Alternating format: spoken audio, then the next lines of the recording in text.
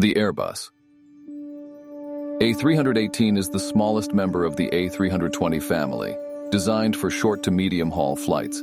It can seat up to 136 passengers and has a range of approximately 3,100 nautical miles.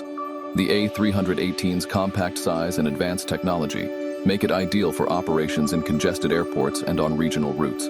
Despite its limited popularity, it remains a reliable and efficient aircraft in its niche market.